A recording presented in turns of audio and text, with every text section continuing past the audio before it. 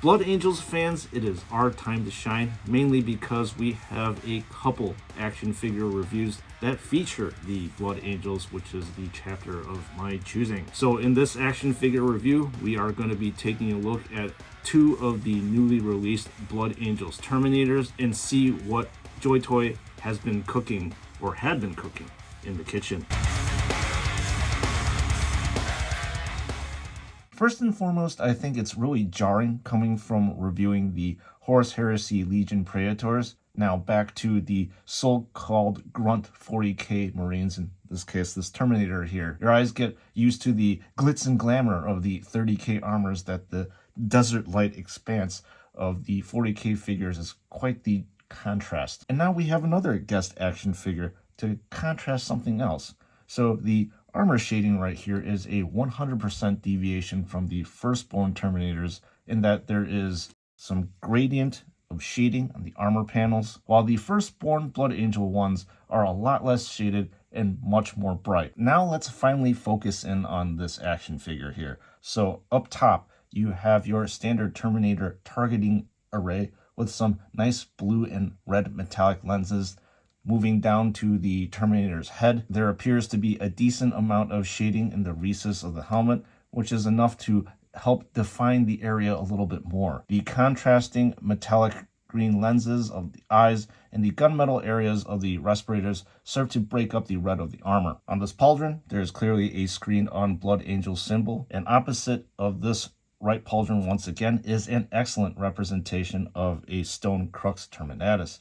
I love seeing the light gray dry brushing in this area that makes the cold stone pop out. The pauldrons also follow the version 3 ones that we first saw in the Dark Angels Terminators that were released either late last year or beginning of this year. Moving down the arm, there is a power fist that is unadorned except with some shading on the edges of the armor right here. And unfortunately, you are not able to articulate the fingers on this power fist as it is a static piece of plastic. The chest area sports a very wide winged skull that has been highlighted up a gray color, and that is pretty much it.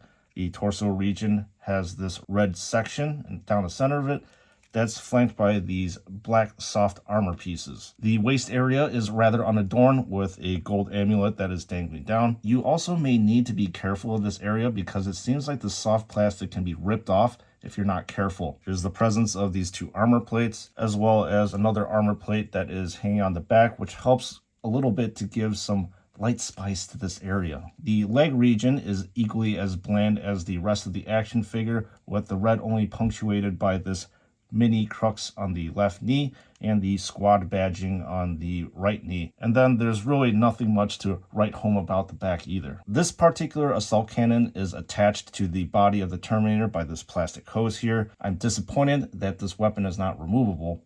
However, that being said, my respective hose was not likely glued on properly, so you can actually just take this area off and you can now remove the assault cannon from the body of the Terminator. There is a wide variety of colors on the assault cannon that serve to make the weapon stand out against the red of the armor. I love the weathered gunmetal that is punctuated by the bands of black here with a light smattering of gold. There's a rather prominent red targeting array front and center. Another note I want to make is that the barrel of the assault cannon can spin, which is a nice little play element. However, I will have to say that this assault cannon is very hard for the Terminator to grip correctly. You cannot lift this cowl region so that the hands can easily slide in and grip the trigger, which is a huge design flaw that was not corrected from the Ultramarines Leviathan Terminator with the assault cannon. I ended up having to loop the hands through and then use a pair of tweezers to kind of pry the hands open so that they can help grip the trigger right here. And moving on to the Blood Angels Terminator with the teleport homer. So I'm going to say that the body of the regular Terminator is the same as the assault cannon Terminator. So let's quickly run down and point the differences if there are any. So you will notice up top, this Terminator sports a smaller lens array. Perhaps the Terminator does not need the extra array due to him not having a heavy weapon. The helmet area, as well as the pauldrons, have no differences. With regards to the arms, there's no difference in this left one because they have power fists. The right one has a small difference in that the hose of the back of the arm attaches to the front of the forearm. The chest, torso area, the same. then with the waist area, there is actually even less decoration. Sure, both of them have these 3 little armor plates, but this Terminator does not have any flair on it in the form of an amulet or anything else. The poor guy is thread and drip bare, unfortunately. The only difference in the leg area is that the positions of the crux and the squad icons have been switched. Now let's take a look at the Stormbolter. It is 100% exactly like the Stormbolters that are found on the Leviathan Ultramarine Terminators as well as the Leviathan Captain. These 2 magazines are gigantic and take up half of the bulk of the bolter itself. Just like the more plain bolt rifles, there's a good balance of the gunmetal in black here, and it's punctuated by some gold. Now, it's always nice to see accessories that are added with the action figures that help explain why these Terminators are so deadly precise. The top is realistic looking with these red fins that are coupled with like these hazard markings on the side of the fins. Then smack dab in the center of the Homer is a light beacon that is a flat yellow. As I have said in many action figure reviews past, I would have much preferred this area to be metallic because it looks more dynamic. And then the top area then gives away to a weathered gunmetal, and these cores at the bottom of the Homer are kind of made of a soft plastic, as you can see me flex this back and forth. Suffice to say, with regard to the movement, there are no fancy capes or pauldrons to get in the way of the articulation of the Terminators most of the time. And what I'm going to do now is to basically point out to you the areas that have limited movement. So the head right here can only be moved in a limited fashion due to the cowl on this armor right here. The elbows have a little bit more than 90 degrees of range, as you can see here, and the knees can only be bent back 90 degrees, which is as expected because the joints are kind of blocked by these areas on the armor. I will let you know that the hands are great in that the index finger is able to wrap around the trigger, and the rest of the fingers are nice and pliable, as you can see here,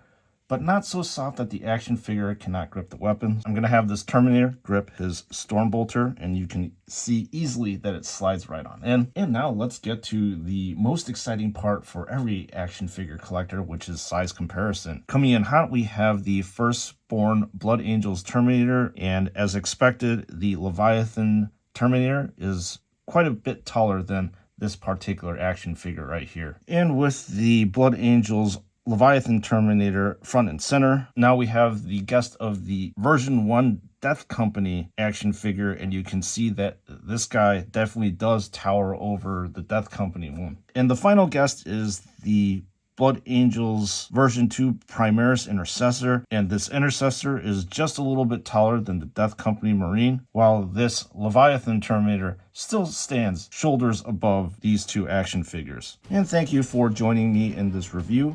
Please join me now in the wrap-up. Alright, Blood Angels Terminator fans, let me know what you thought of these action figures in the comment section below. Are you going to get them, or is this going to be a pass for you? And right now, I'll let you know what I think about them. So compared to the Blood Angels Assault Firstborn Terminators, I would have to say that these guys right here are rather bland and kind of boring looking. I'm not that much of a fan of the plainness of these action figures. I really thought that JoyToy could have at least put some more flair of maybe a few more amulets, some gold to punctuate the red of the armor.